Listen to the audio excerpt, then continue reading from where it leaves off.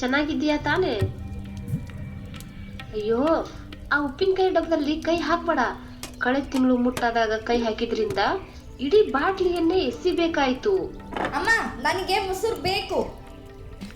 ಬೆಳಗ್ಗೆನೆ ನೀವಿಬ್ರು ಜಗಳ ಶುರು ಮಾಡ್ಕೊಂಡ್ರಾ? ಅಪ್ಪ, ನನಗೆ ಮುಟ್ಟಾಗಿದೆ ಅಂತ ಅಮ್ಮ ಮೊಸರೇ ಕೊಡ್ತಾ ಇಲ್ಲ. ಪ್ರತಿ ತಿಂಗಳು ಹೀಗೇನೆ ಮಾಡ್ತಾಳೆ. ನನಗೆ ಹಾಗೆ ಮಾತಾಡಬೇಡ.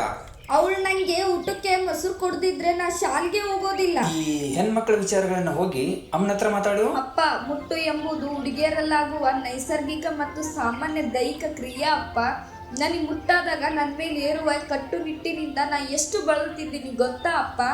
ನೈರ್ಮಲ್ಯವನ್ನು ಕಾಪಾಡಿಕೊಳ್ಳಲು ಹುಡುಗಿಯರು ಸ್ಯಾನಿಟರಿ ಪ್ಯಾಡ್ಗಳು, ಮುಟ್ಟಿನ ಕಪ್ಪುಗಳು ಮತ್ತು ಮರುಬಳಕೆ ಮಾಡಬಹುದ ಬಟ್ಟೆ ಪ್ಯಾಡ್ಗಳಂತ ಉತ್ಪನ್ನಗಳನ್ನು ಬಳಸಬಹುದು ಎಂದು ನಿಮ್ಗೆ ಗೊತ್ತಿದೆಯಾ? ಇಂತಹ ಕಟ್ಟುನಿಟ್ಟಿನಿಂದ ನನ್ನಂಥ ಹುಡುಗಿಯರಿಗೆ ಎಷ್ಟು ಆತ್ಮವಿಶ್ವಾಸವಿಲ್ಲ.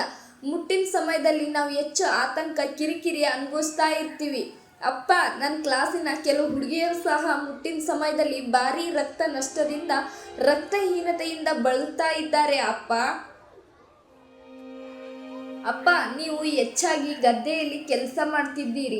ಮುಟ್ಟಿನ ಸಮಯದಲ್ಲಿ ನನಗೆ ಹೊಟ್ಟೆ ಸೆಳೆತ ಮತ್ತು ಬೆನ್ನು ನೋವು ಬರುತ್ತದೆ ಮತ್ತು ಈ ಸಮಸ್ಯೆಗಳೊಂದಿಗೆ ನಾನು ನನ್ನ ಬ್ಯಾಗ್ ಅನ್ನು ಹೊತ್ತುಕೊಂಡು ಶಾಲೆಗೆ ಹೋಗಬೇಕಾಗಿದೆ. ಅಪ್ಪ,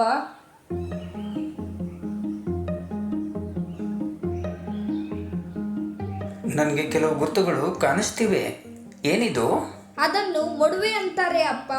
ಇವು ಮುಟ್ಟಾದಾಗ ಆಗ್ತವೆ. ಮುಟ್ಟಿನ ಸಮಯದಲ್ಲಿ ನನ್ನ ಹಸಿವು ಕೂಡ ಹೆಚ್ಚಾಗಿರುತ್ತದೆ. ಮುಜುಗರದಿಂದ ನಾನು ಹಸಿವನ್ನಾದರೂ ಹೇಳಲ್ಲ ಅಪ್ಪ. ಸ್ನೇಹಿತರೆ, ಮುಟ್ಟಿನ ಸಮಯದಲ್ಲಿ ಸೋಂಕುಗಳನ್ನು ತಪ್ಪಿಸಲು ನೈರ್ಮಲ್ಯವು ಅತ್ಯಗತ್ಯ. ಒಳ ಉಡುಪು ಮತ್ತು ಮುಟ್ಟಿನ ಬಟ್ಟೆ ಪ್ಯಾಡ್ ಅನ್ನು ತೊಳೆದು ಸೂರ್ಯನ ಬೆಳಕಿನಲ್ಲಿ ಒಣಗಿಸಬೇಕು. ಪ್ಯಾಡ್ ಬಳಸಿದ ನಂತರ ಅದನ್ನು ಹಳೆಯ ಪತ್ರಿಕೆಯಲ್ಲಿ ಸುತ್ತಿ ತ್ಯಾಜ್ಯ ಬುಟ್ಟಿಯಲ್ಲಿ ಎಸೆಯಬೇಕು. ಒಗೆದು ಒಣಗಿಸಿದ ಶುದ್ಧ ಒಳ ಬಟ್ಟೆಯನ್ನು ಪ್ರತಿದಿನ ಬಳಸಬೇಕು. ಪ್ಯಾಡ್ಗಳು ಅಥವಾ ಬಟ್ಟೆಗಳನ್ನು ಬದಲಾಯಿಸುವ ಮೊದಲು ಮತ್ತು ನಂತರ ಕೈಗಳನ್ನು ಸಾಬೂನಿನಿಂದ ತೊಳೆಯಿರಿ.